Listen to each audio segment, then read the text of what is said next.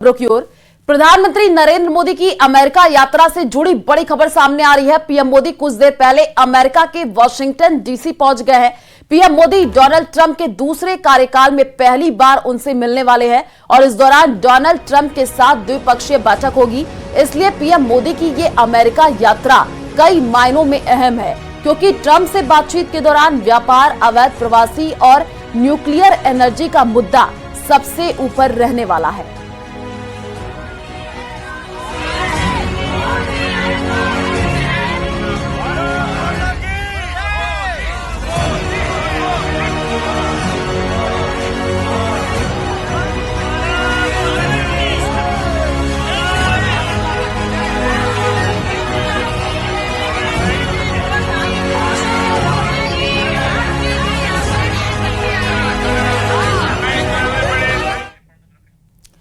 तो पीएम मोदी के अमेरिका दौरे पर एजेंडा क्या होगा, सबसे पहले आपको ये बताते हैं। दोनों देशों के बीच ट्रेड, न्यूक्लियर एनर्जी, डिफेंस, उभरती टेक्नोलॉजी और आतंकवाद रोधी अभियान पर चर्चा हो सकती है। इसके अलावा एजेंडे में व्यापार या ट्रंप द्वारा निष्पक्ष व्यापार, अवैध प्रवास और वीजा देरी की आवश्यकता को लेकर के मतभेद भी शामिल है। निर्वासन का मुद्दा, आपको बता दें कि H-1B वीजा नीति, रक्षा सहयोग, व्यापार, न्यूक्लियर एनर्जी, टेक्नोलॉजी में सहयोग और साथ ही साथ आतंक के खिलाफ अभियान, चीन का मुद्दा, ब्रिक्स गठबंधन। तो अमेरिका दौरे में क्या क्या एजेंडा रहने वाला है वो हम आपको ग्राफिक्स के जरिए समझाने की कोशिश भी कर रहे हैं। तो मोदी ट्रंप की बैठक और अमेरिका संग व्यापार और इससे नए द्वार भी खुलेंगे, ऐसी भी जो है गुंजाइश जताई जा रही है। और अमेरिका दौरे में क्या क्या एजेंडा होगा वो भी आपको बता रहे हैं। निर्वासन का मुद्दा रहेगा, रक्षा सहयोग, न्यूक्लियर एनर्जी, आतंक के खिलाफ अभियान, H-1B वीजा नीति, व्यापार, टेक्नोलॉजी में सहयोग, चीन का मुद्दा, ब्रिक्स गठबंधन। और आपको ये तस्वीर हम टीवी स्क्रीन पर दिखा रहे हैं। भारत के अहमदाबाद की पहली तस्वीर देखिए, 25 फरवरी 2020 की ये तस्वीर है। अमेरिका के न्यूयॉर्क की तस्वीर आपको दिखा रहे हैं, 2019 की तस्वीर है। साथ ही साथ आप देखिए अर्जेंटीना की तस्वीर आपको दिखा रहे हैं, 30 नवंबर 2018 की ये तस्वीर है, 2017 की ये तस्वीर है, 2018, 2019 और 2020 की आपको तमाम तस्वीरें टीवी स्क्रीन पर दिखाने की कोशिश कर रहे हैं, जिसमें आप देखिए कि कई बार प्रधानमंत्री नरेंद्र मोदी जो हैं ट्रंप से मुलाकात करते हुए दिखे हैं। 2019 की तस्वीर है, 2017 की तस्वीर आपको टीवी स्क्रीन पर दिखा रहा है और 2020 की जो तस्वीर है 25 फरवरी भारत के अहमदाबाद की तस्वीर, जब मुलाकात प्रधानमंत्री नरेंद्र मोदी की डोनाल्ड ट्रंप से हुई थी।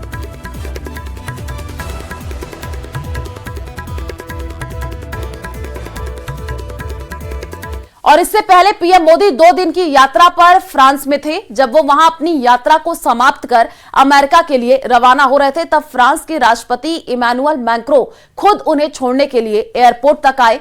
उन्होंने गले लगाकर पीएम मोदी को विदा किया। पीएम मोदी की फ्रांस यात्रा के दौरान राष्ट्रपति मैक्रों के साथ उनकी गहरी बॉन्डिंग देखी गई।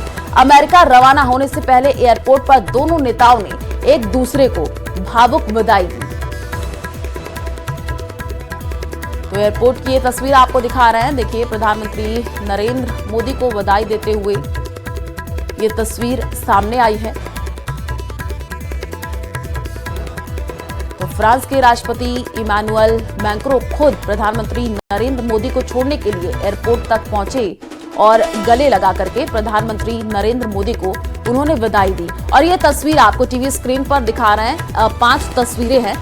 फ्रांस में मोदी मोदी की गूंज भी सुनाई दी। भारत फ्रांस की दोस्ती की तस्वीर आप देखिए और बच्चों से हाथ मिलाते हुए प्रधानमंत्री नरेंद्र मोदी नजर आए। ढोल नगाड़ों से स्वागत किया गया प्रधानमंत्री नरेंद्र मोदी का जब वो पहुंचे। और ये AI समिट में जब प्रधानमंत्री नरेंद्र मोदी पहुंचे थे तब की भी तस्वीर आपको टीवी स्क्रीन पर दिखा रहा है। अलग अलग तस्वीरों में आप देखिए प्रधानमंत्री नरेंद्र मोदी आपको दिख रहे हैं, जो कि फ्रांस दौरे पर गए तो किस हिसाब से उनका जोरदार स्वागत किया गया। मोदी के सामने आप देखिए कैसे रामधुन भी देखने को मिली। तो प्रधानमंत्री नरेंद्र मोदी की 2 दिवसीय फ्रांस यात्रा कई महत्वपूर्ण समझौतों और साझेदारियों के साथ संपन्न हुई और न्यूक्लियर एनर्जी और इनोवेशन के क्षेत्र में दोनों देश सबसे बड़े साझेदार बन गए हैं। इस यात्रा ने भारत और फ्रांस के बीच रणनीतिक सहयोग को और मजबूत किया।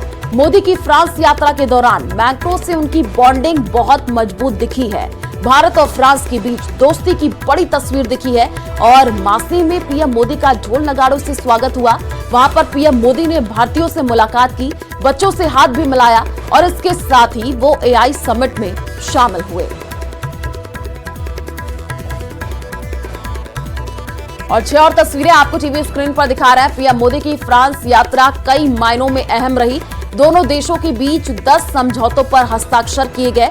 मार्सेई में दोनों नेताओं ने आईटीआर यानी अंतर्राष्ट्रीय थर्मोन्यूक्लियर प्रायोगिक रिएक्टर का दौरा किया और इसके साथ ही पीएम मोदी और विदेश मंत्री एस जयशंकर मैक्रो के साथ फ्रेंच लॉजिस्टिक्स कंपनी के सीएमएम सीजीएम टावर पहुंचे, जहां India middle east Europe economic corridor के बारे में जानकारी ली। और इस दौरान प्रधानमंत्री नरेंद्र मोदी और फ्रांस के राष्ट्रपति इमैनुअल मैक्रों ने संयुक्त रूप से मार्सेई में भारतीय वाणिज्य दूतावास का उद्घाटन किया। प्रधानमंत्री नरेंद्र मोदी ने भारतीय समुदाय के लोगों से मुलाकात भी की। प्रधानमंत्री नरेंद्र मोदी और फ्रांस के राष्ट्रपति मैक्रों ने फ्रांस के मार्सेई में आपको बता दें कि माजारग्वेज कब्रिस्तान में शहीद भारतीय सैनिकों को श्रद्धांजलि भी अर्पित की।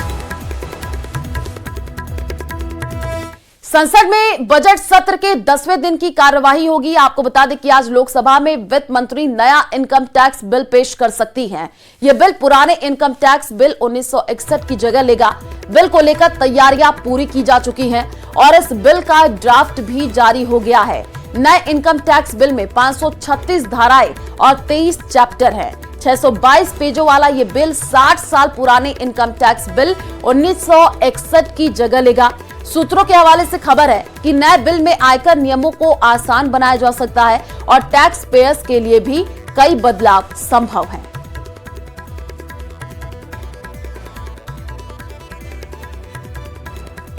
तो नया इनकम बिल टैक्स में क्या कुछ खास आयकर नियमों को आसान बनाया जा सकता है और साथ ही साथ टैक्स पेयर्स के लिए भी कई बदलाव संभव है।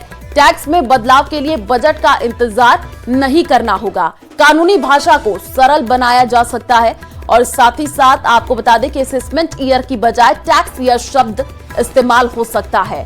तो नए इनकम टैक्स बिल में क्या कुछ खास वो आपको बता रहे हैं, ग्राफिक्स के जरिए आपको समझाने की कोशिश कर रहे हैं। एनपीएस और ईपीएफ पर टैक्स में छूट होगी और राजनीतिक दलों की आय को टैक्स में छूट मिलेगी। कृषि आय कुछ शर्तों के तहत टैक्स फ्री रहेगा।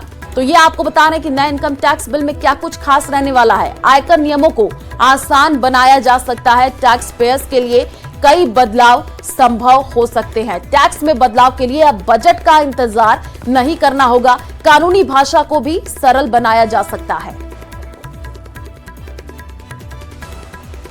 संसद में आज वक्फ संशोधन बिल पर जेपीसी रिपोर्ट पेश होने वाली है। लोकसभा अध्यक्ष ओम बिरला को सौंपी गई जेपीसी रिपोर्ट में देश भर की विवादास्पद वक्फ संपत्तियों के मामले का ब्यौरा दिया गया है। इस रिपोर्ट में विधेयक के कई पहलुओं पर विचार और सबूत पेश किए गए हैं। रिपोर्ट को हिंदी और अंग्रेजी दोनों भाषाओं में पेश किया जाएगा और रिपोर्ट में उन सभी सबूतों का भी रिकॉर्ड शामिल है जो जेपीसी के सामने रखे गए थे। सदन की कार्यवाही के दौरान विपक्ष के हंगामे के आसार भी जताए जा रहे हैं। तो जेपीसी रिपोर्ट पर अब तक क्या वो आपको बता रहे हैं। डेट वाइज 9 अगस्त 2024 बिल को जेपीसी को भेजा गया और आपको बताया कि करीब 5 महीने तक चर्चा और जगदम्बिका पाल ने रिपोर्ट लोकसभा स्पीकर को सौंपी 30 जनवरी 2025 को। 29 जनवरी जेपीसी ने वक्फ बिल 2024 पर ड्राफ्ट रिपोर्ट को मंजूरी दी। तो जेपीसी रिपोर्ट पर अब तक क्या कुछ हुआ है वो आपको बता रहे हैं। कैसे ये रिपोर्ट तैयार हुई वो भी आपको ग्राफिक्स के जरिए समझा रहे हैं। बहुमत के आधार पर 44 संशोधनों पर चर्चा और विपक्ष ने रिपोर्ट में 281 पन्नों पर असहमति नोट दिए। तो जेपीसी रिपोर्ट पर अब तक क्या कुछ हुआ है वो भी आपको ग्राफिक्स के जरिए समझाने की कोशिश। दिल्ली में आरएसएस का नया कार्यालय केशव कुंज बन करके तैयार हो गया है। दान में मिले 150 करोड़ रुपए की लागत से आरएसएस के नए कार्यालय का निर्माण करवाया गया है। छत्रपति शिवाजी महाराज की जयंती पर आपको ये बता दें कि सर संचालक डॉक्टर मोहन राव भागवत और सर कार्यवाह दत्तात्रेय होसबाले की उपस्थिति में केशव कुंज कार्यालय में प्रवेशोत्सव मनाया जाएगा। इस कार्यालय का नाम आरएसएस के संस्थापक और प्रथम सर संचालक डॉक्टर केशव बलिराम हेडगेवार के नाम पर केशव कुंज रखा गया है। सर संचालक डॉक्टर मोहन भागवत ने 2016 में नए केशव कुंज के लिए भूमि पूजन किया था, जो अब बन करके पूरी तरीके से तैयार हो गया है।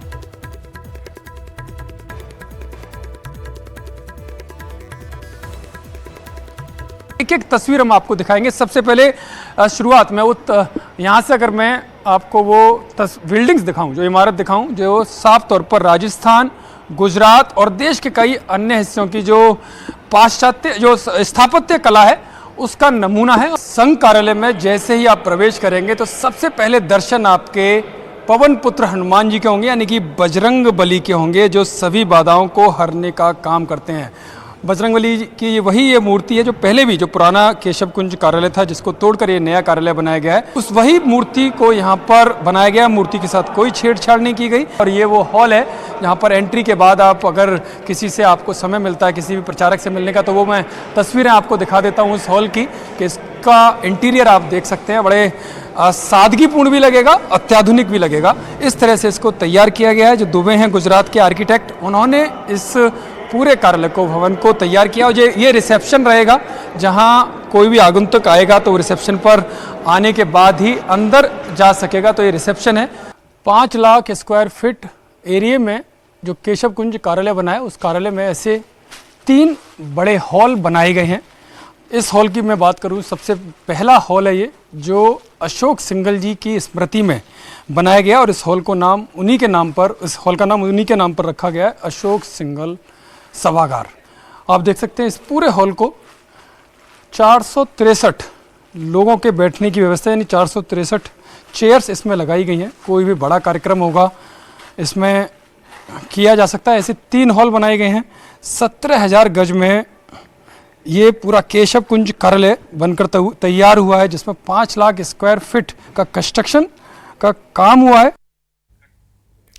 दिल्ली चुनाव में आम आदमी पार्टी को मिली हार के बाद इंडिया गठबंधन में घमासान मच गया। नतीजों को लेकर बयानबाजी जारी है। कुछ नेताओं ने आम आदमी पार्टी की हार का कारण कांग्रेस और आप का अलग अलग चुनाव लड़ना बताया है। यह रिपोर्ट देखिए।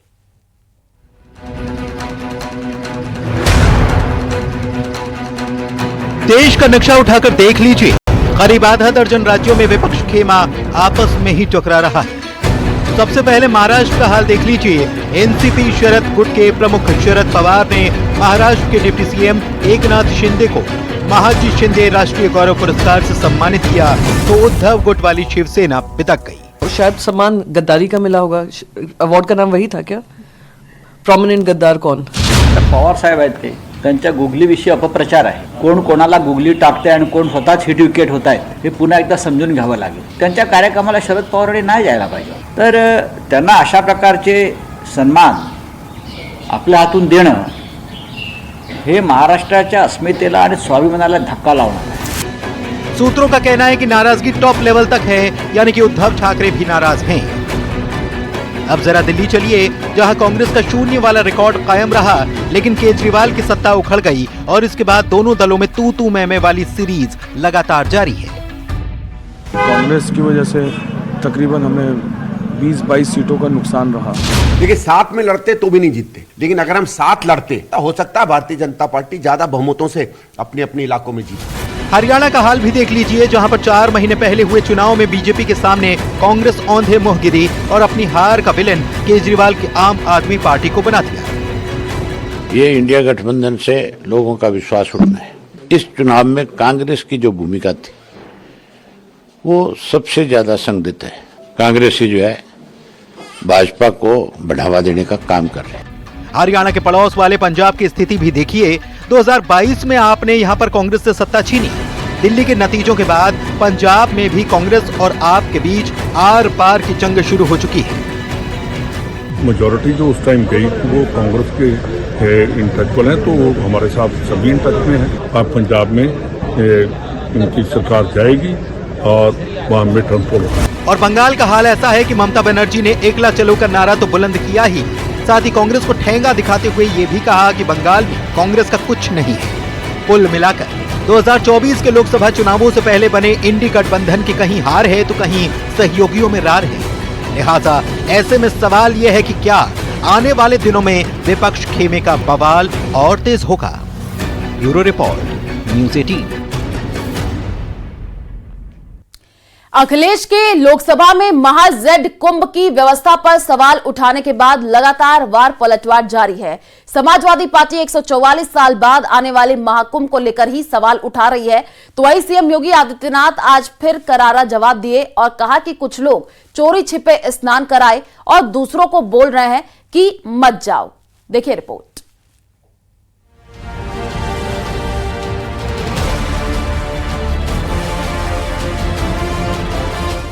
माघ पूर्णिमा पर महाकुंभ में आस्था का सैलाब उमड़ पड़ा है। सीएम योगी ने भी लखनऊ में वॉर रूम से महाकुंभ की निगरानी की।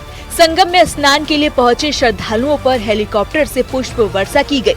वहीं समाजवादी पार्टी की तरफ से महाकुंभ को लेकर बयानबाजी जारी है। अखिलेश को बीजेपी के हिंदू विरोधी बताने पर एसपी सांसद राजीव राय ने पलटवार किया है। उन्होंने कहा कि 144 साल बाद महाकुंभ की बात कहकर यूपी सरकार सिर्फ अपनी मार्केटिंग कर रही है। क्या गलत कहा उन्होंने? कोई ज्योतिष का वो है या नक्षत्र है या ग्रह 12 साल पर होता है, हर 12वें साल हर कुंभ 144 साल का होता है। तो मार्केटिंग हर चीज के लिए करो। आपने सबको बुला लिया, घर में शादी भी होती है बेटी बहन की तो बारात उतना ही बुलाते हैं जितनी हमारी क्षमता होती है। आपने सबको बुला लिया और दूसरा आ रहा है, आप मुख्यमंत्री बुला रहे हैं, पुलिस रोक रही है। अखिलेश ने लोकसभा में महाकुंभ की व्यवस्था पर सवाल उठाए, जिसके बाद सीएम योगी ने करारा पलटवार किया। सभापति महोदय, अगर लोग तकलीफ में रहे, परेशानी में रहे, और ये पहली बार हुआ होगा ऐसा कि लोग 300 किलोमीटर के जाम में फंस गए। न केवल एक मुख्यमंत्री सभापति महोदय, उन्हें 2-2 मुख्यमंत्रियों को लगाना पड़ा कि कैसे जाम रुक जाए। सभापति, इसके साथ साथ इन्हीं के संगठन के लोगों को जब लगा कि वो व्यवस्था नहीं बना सकते, तो इतने दिनों बाद इनके संगठन के लोगों की अपील है कि भारतीय जनता पार्टी के कार्यकर्ता बाहर आए और लोगों को सुविधा दें, परेशानी दें। और वही नकारात्मकता जो आप देख रहे होंगे, जो लोग कर नहीं पाए, आज वे महाकुंभ के बारे में वही दुष्प्रचार करते हैं। कहते हैं साहब वीआईपी दर्शन हो रहे हैं। वीआईपी दर्शन क्या हो रहे हैं? कुंभ में तो हर व्यक्ति आएगा, वहां तो किसी के साथ कोई भेदभाव नहीं है। न जाति का भेद है, न पंथ का भेद है, न क्षेत्र का भेद है, न भाषा का भेद है। पूरा देश आ रहा है। ये वही लोग हैं जो नकारात्मक पैदा करके भारत और सनातन धर्म के विरोध में अपने आप को सदैव खड़ा कर, सदैव उसके खिलाफ दुष्प्रचार करने में मशगूल रहते हैं। ये वही लोग हैं जो इस प्रकार का दुष्प्रचार कर रहे हैं। बीजेपी सांसद भोला सिंह और केंद्रीय मंत्री बीएल वर्मा ने अखिलेश यादव पर निशाना साधा। अखिलेश यादव के महाकुंभ पर सवाल उठाए जाने पर बीजेपी ने पलटवार किया।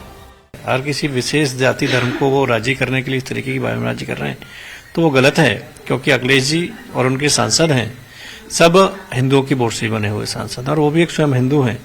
तो वोट बैंक के लिए ऐसी राजनीति किसी धर्म के प्रति, सनातन के प्रति जो क्वेश्चन मार्क है, ये नहीं लगाना चाहिए।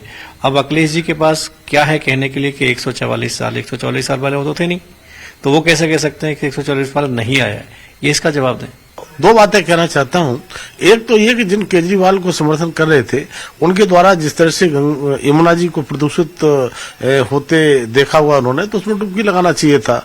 और जहां तक मैं कहूंगा कि महाकुंभ पर सवाल उठाना ये सनातन धर्म का ही नहीं, मुझे लगता है कि हमारे ऋषि मुनि और जो सनातन परंपरा है, हमारी संस्कृति है, उसका एक अपमान करने जैसा है। बीजेपी ने अखिलेश यादव पर निशाना साधा कि जब चुनाव में हिंदुओं के वोट चाहिए थे तो कुंभ में स्नान करने चले गए। अब अखिलेश महाकुंभ पर सवाल उठा रहे हैं, जिस पर सियासी वॉर पलटवार जारी है।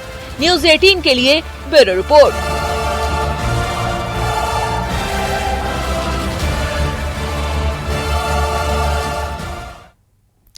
सोने की कीमत इन दिनों 7वें आसमान पर है। सोने की कीमत सुनकर के लोगों के होश फाख्ता हो रहे हैं। 24 कैरेट वाला सोना 87,000 के पार पहुंच गया है, जबकि 22 कैरेट सोने की कीमत भी उच्चतम स्तर पर है। लोग चर्चा कर रहे हैं कि क्या 10 ग्राम सोने की कीमत 1 लाख हो जाएगी। सोने की बढ़ी हुई कीमतों के बीच लोग खरीदारी तो कर रहे हैं, लेकिन संभल कर। ये रिपोर्ट देखिए।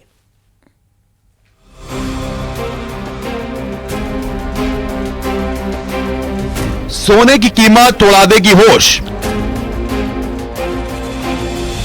90,000 प्रति 10 ग्राम तक पहुंची कीमत।